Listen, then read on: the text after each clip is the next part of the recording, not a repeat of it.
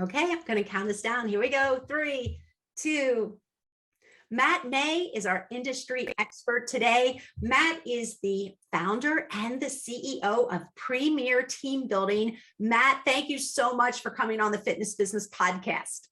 Thanks for having me. I'm so excited to be here. Oh, I've waited literally since you booked this appointment because I love team building person. I am the one standing in front. I'm like, yeah, I'm fist pumping when you say we're doing team building exercises today. That's music to my ears, Dori. Oh, I'm so excited. Can you tell I'm not the introvert that just shrinked and went to the back of the group and was like, please don't call on me. Please don't call on me. Dori. If I had to walk away, I'd go and look for my surprise face right now. Well, Matt, you know, what I love about you is your resume is so diverse. I mean, you know, here you are, you're the founder and CEO of Premier Team Building, but you're also, you've written a theatrical play. Am I right? You're the co-author and producer of a theatrical play called Diego and Drew Say I Do, right? Correct. You're an event host, you're an MC, you've interviewed some amazing people. One of those persons being Anthony Rapp. And you're also a professional educator. So you wear so many hats. I love it. It's funny, you know, I wrote a book last year, Take the Fear Out of Team Building. It's short. It's like 60 pages. It's really good when you're on the can because chapters are 1 to 4 pages. And it's entertainment, all right? But I'm working on another one now called Don't Fight the Flow, Following Your Organic Path. And the original conception has changed, and I'm interviewing other people and whatnot now. It's not just about me because I'm the only one, and my mother maybe who wants to hear all about me all the time. But not really everything you just said. I had all those experiences because something came into my life that said, this is where you should go next. And I didn't realize it at the time, but now that I'm years old, it's like the perfect storm now of all those experiences from educator, hosting, MC, interviewing, theatrical, all comes together now for what I do now. And I didn't realize it, but it's kind of like all these things, the little pieces came together to totally support me in what I do now. Yeah, you're so diversified. Thanks. All right. Well, listen, I know we get, well, first of all, I want to know why you didn't mention your book when I asked you back last week in the Quick Fire 5 about your favorite book. And that was the chance to pitch your book. Because all of your listeners are going to go, he's kind of interesting.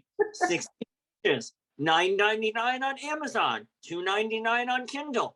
I think I'm going to go check it out now after he gave me this little teaser on Dori's show.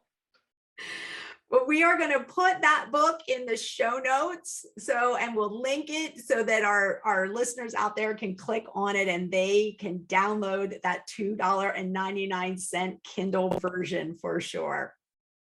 All right. Awesome.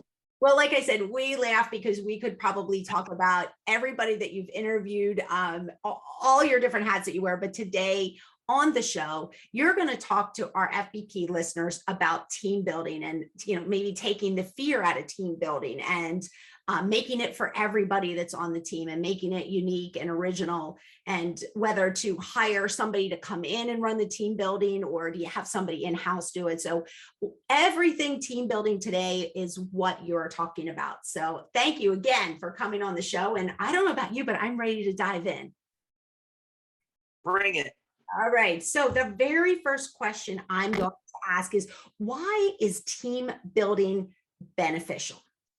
Well, when it's done well, it brings people together and makes them better colleagues and coworkers. I mean, that's the quick soundbite answer. As I mentioned last week in the rapid fire questions, I did a poll I did a few polls last summer when I was researching for the book, and I got all these answers of what people think about. Some were matter of fact, some were what I would consider positive.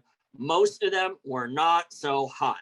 People have a negative connotation of team building. They think that it's trust falls. They think it's zip lining. They think it's paintball. They think it's whitewater rafting, or the dreaded sitting there listening to someone tell you, this is how you're a better team player.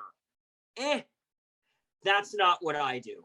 And I'll tell you what I do in a hot second. But why is it beneficial? Because, well, no, I'm going to do it right now. What I do is I bring people who may or may not work together on a daily basis, put them in a room, whether that be an area on the beach or an actual ballroom or whatever, and give them challenges, competition, the opportunity to win prizes, because we as human beings love to win stuff. What do we get early on as children? We get good grades for doing well in school.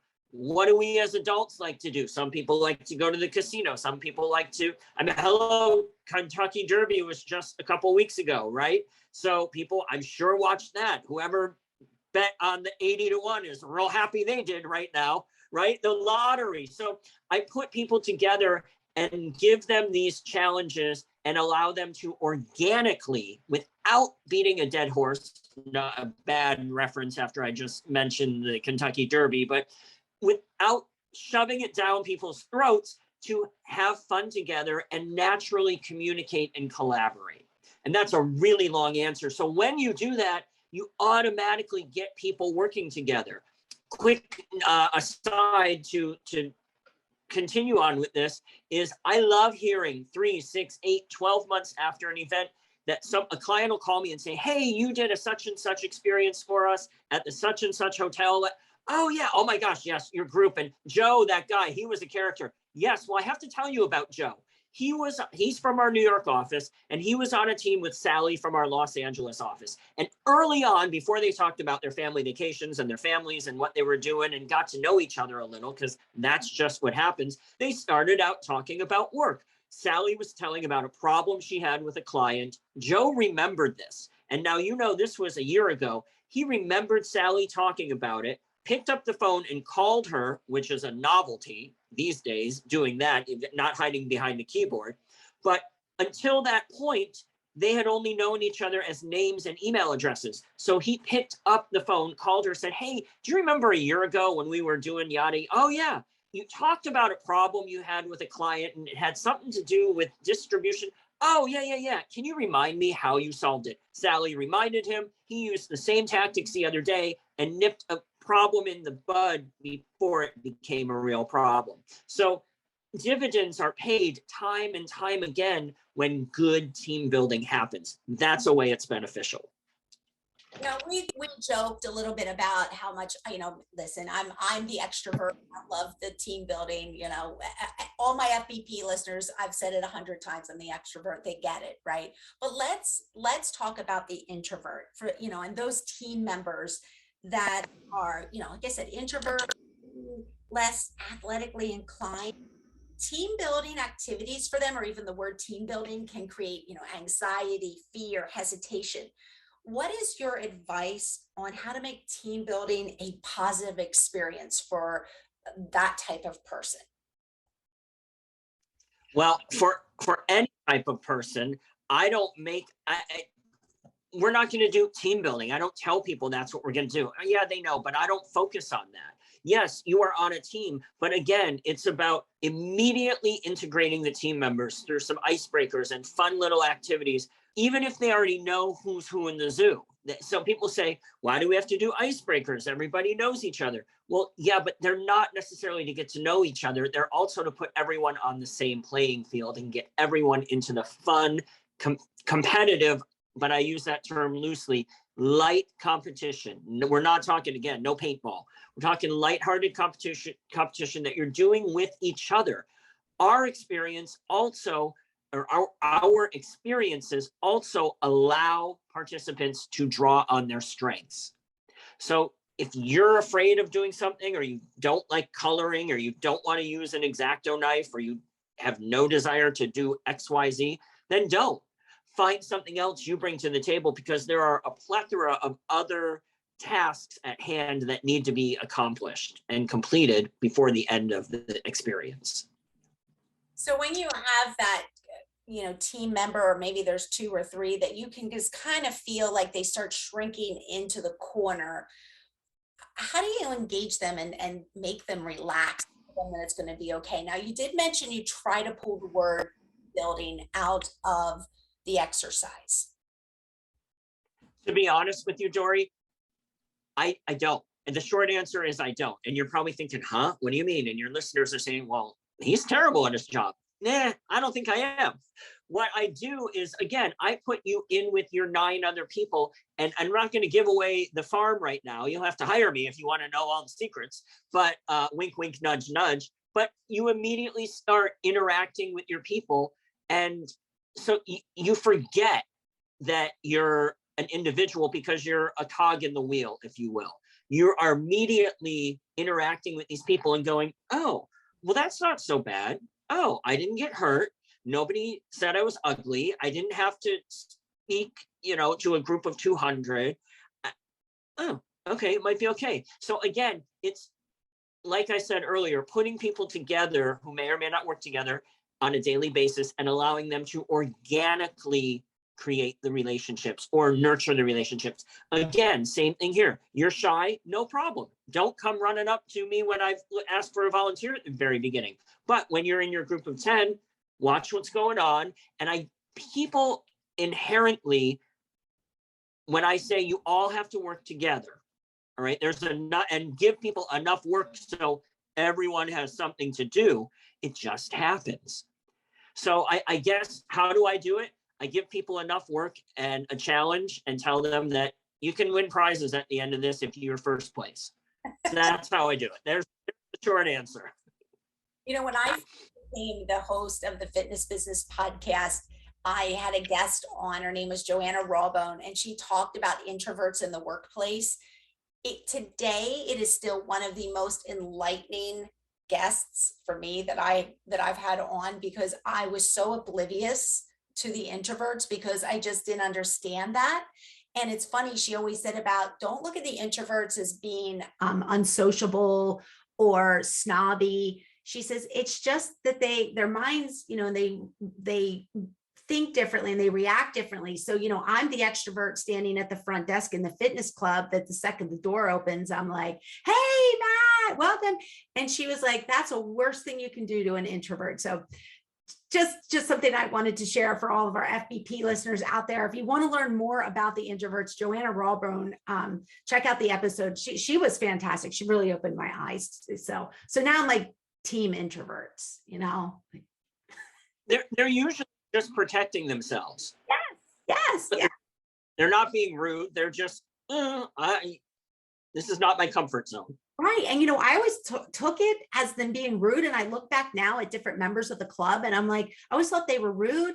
And she was like, they're not. And I used to think, oh, they're no fun. And she's like, we are fun. We're just fun in a different way. So anyhow, that's my introverts piece for today. Let's get back to team building. Got a new question for you. Here we go. Yep.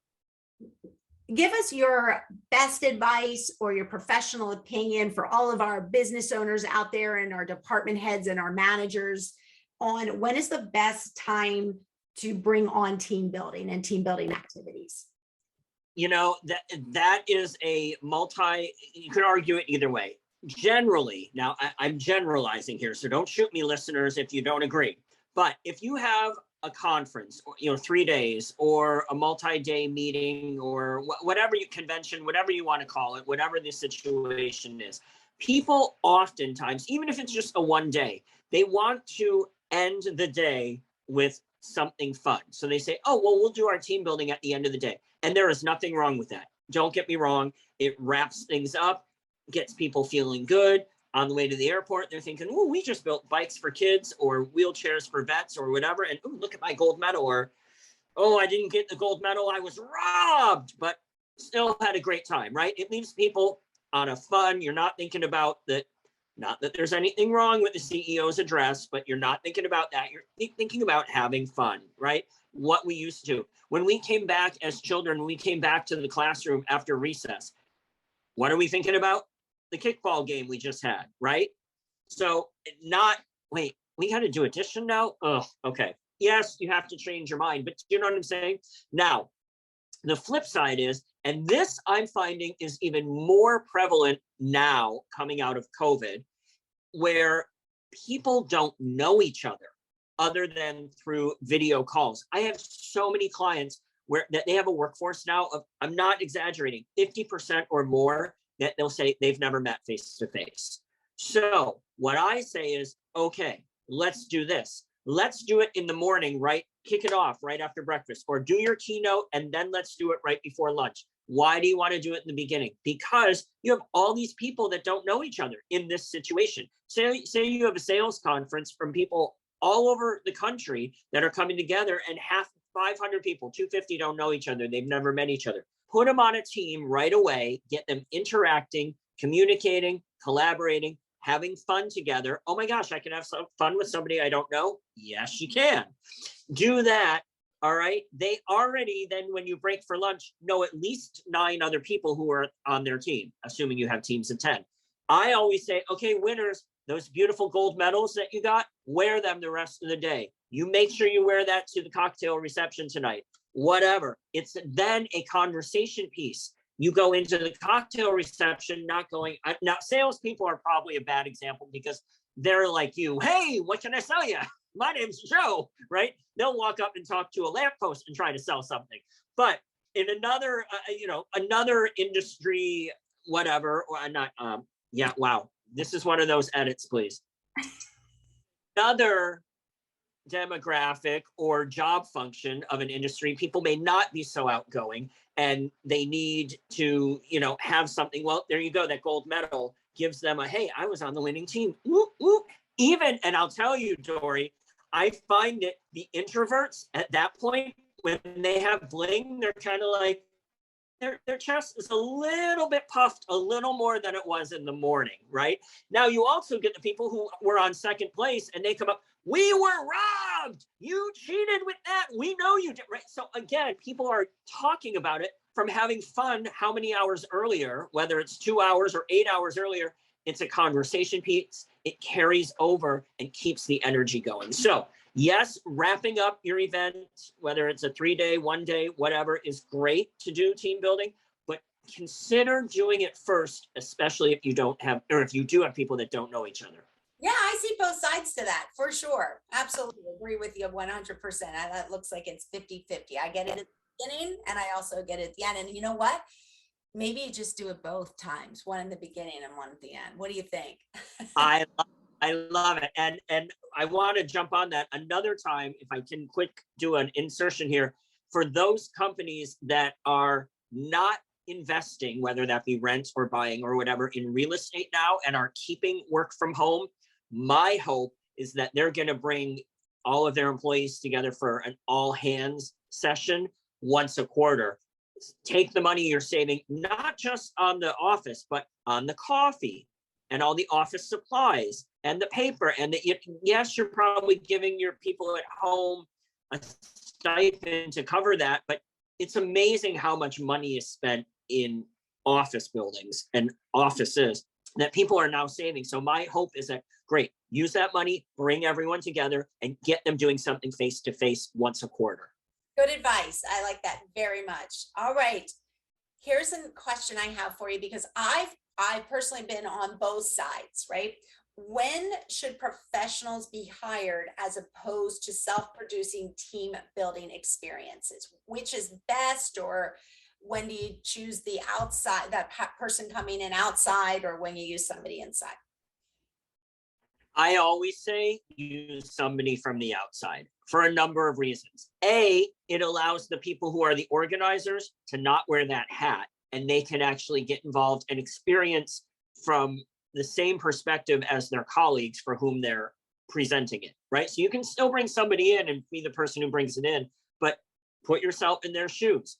A, so you understand it from their perspective, but B, you might have some fun. What? I know. So that's one thought. The other is people, okay, charities. Now, I'm all about being philanthropic. Charities are fantastic. I am not busting on charities. Let me make that as a blanket statement. Do not edit that out, Dori. I support charities, okay? But charities know their job and what they are doing to help their underserved people, population, right? So I've had time and time again, clients will say, well, it was fun. No, it wasn't fun. It was worthwhile, I guess I would say. Okay, and I'm paraphrasing here. Well, why was it worthwhile? Well, because we gave back, but ...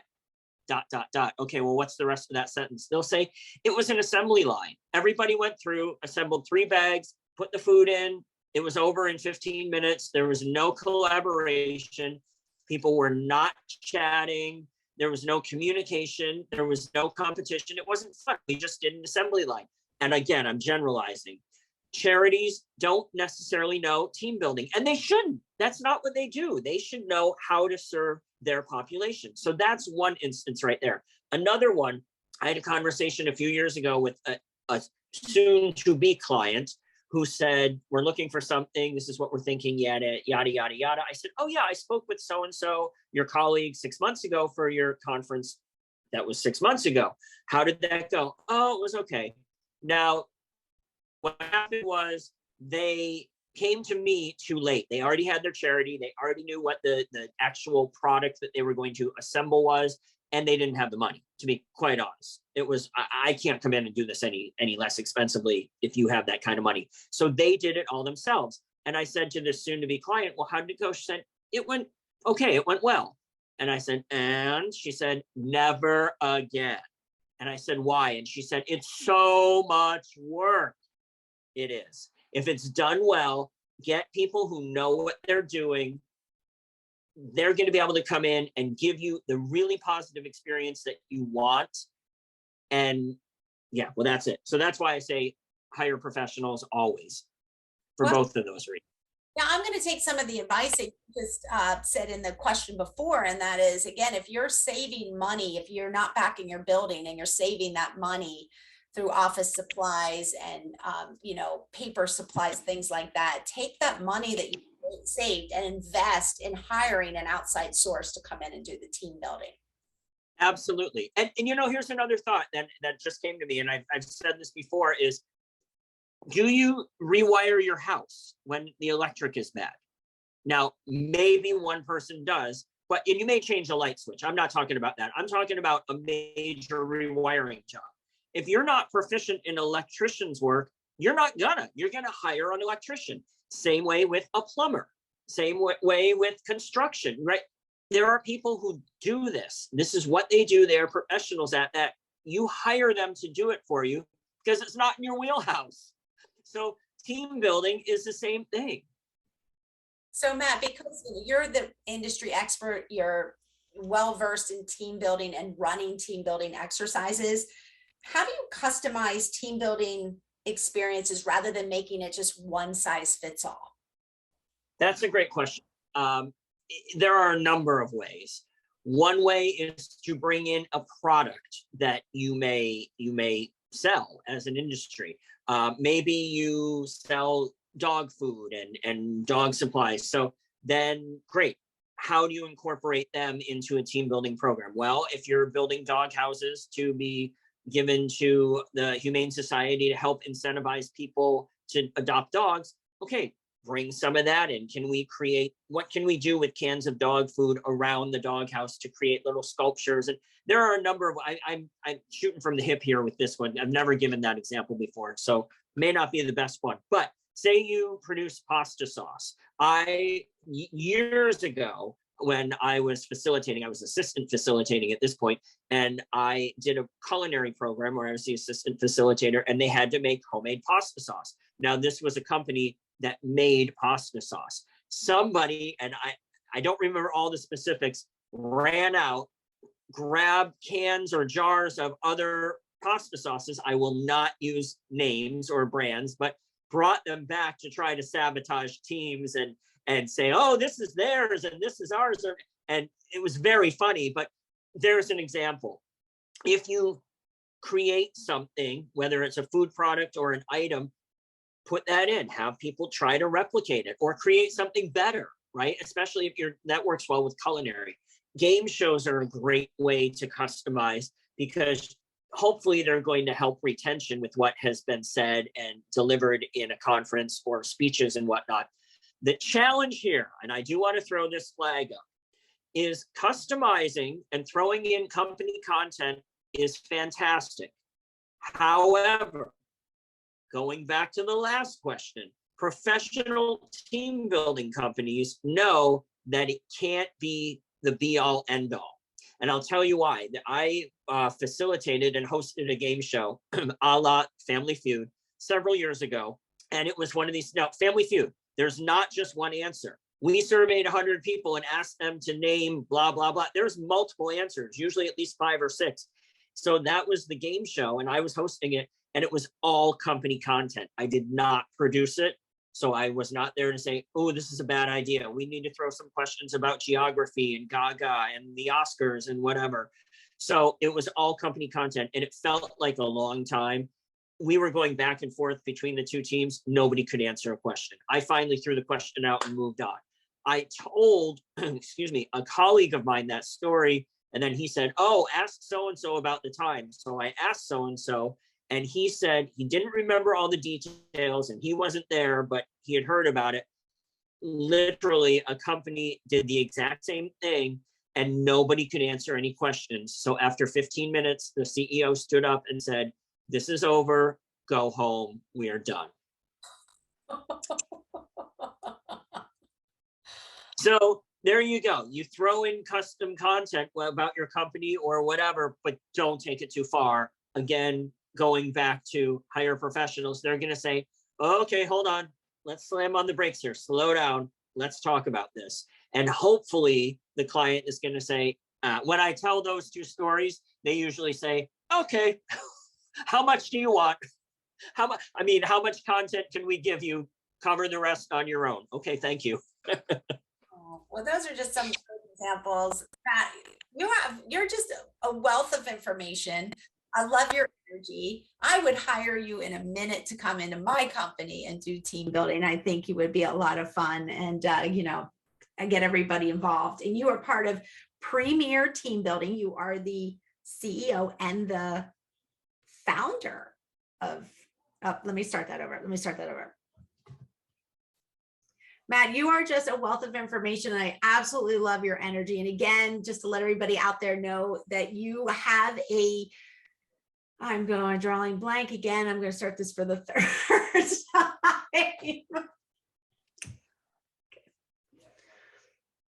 Well, Matt, I absolutely love all your ideas. I know, you can't share all of them because, you are the founder and oh my God, I'm really screwing up today. Let's try this 4th time. Action. Okay.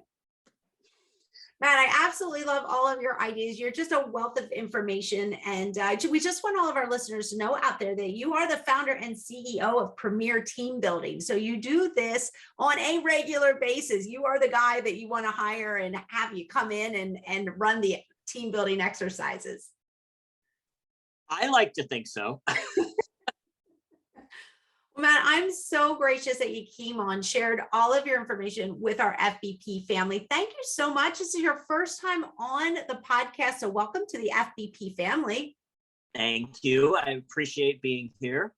Yes, and I will make sure all of your contact information and that book get on our show notes so that anybody out there listening, if you have additional questions for Matt, please head to our show notes and then they can contact you directly, Matt, and you can take it from there. Thank you. I appreciate that, Dori. All right. Thank you. All right. That's fantastic. Great job. We could probably go for an hour. You don't want to ask the Hapana if it's... Yeah, we're going to do that now. That's our last piece. Okay. That's our last piece. Okay. So our last piece. I can talk about... I can babble on and on and on. And don't give me an hour because I'll be like, okay, enough, dude. I'd like to go back and talk about all the other hats you wear. They seem really like they'd be fun things to talk about. But okay, here's what we're going to do. I'm more than happy to come back at any time if you want to talk about the... All right, awesome. Matt, what are your 3 tips for the best team building experience possible? Well, in addition to what I've covered already, when's the best time to do it and hiring professionals, of course, and customizing it, I would also say think outside of the box. There's a lot of things out there that you may not have thought of. So even if you don't have the specific idea, go to a professional and say, I kind of got this idea. Is there any way to do it? And with that, also, when you hire a professional, which we talked about earlier, find somebody who you click with. I would love it to be me. We are a boutique firm. We are not a huge corporate firm. With us, you are not going to reach out and talk to a salesperson and then go to a contract administrator and then go to a logistics person. And then by the time somebody shows up on site, you've been through 4 or 5, 6 people. You don't know who's who in the zoo anymore. We are a boutique firm. I am always available, maybe one step away, but you can get to me. It's only 1 degree of Matt May, not 6 degrees, like Kevin Bacon. All right. I think that was 2. My third one is, and I don't know if I'm allowed to say this, so stop me if I'm not, make it fun. I know I talked a lot about making it fun, but I'm totally going to age myself. Hopefully I'm not. There's a movie that I hope you know where the lead lady sings, in every job that must be done, there is an element of fun. You find the fun and snap, the job's a game. Thank you, Mary Poppins. She taught us something without even realizing it, at least as far as I'm concerned. And to that degree, thank you, Walt Disney, too.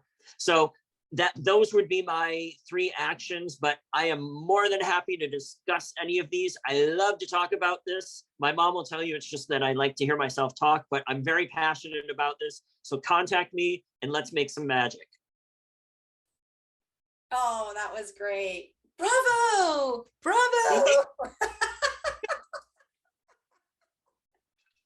I'm gonna start throwing flowers at you up on stage. Oh, goodness. Stop it, Dori, please. And I'm going to text you, and I really appreciate this. And we will definitely meet up face to face at some point soon. I would love that. That'd be awesome. Be great.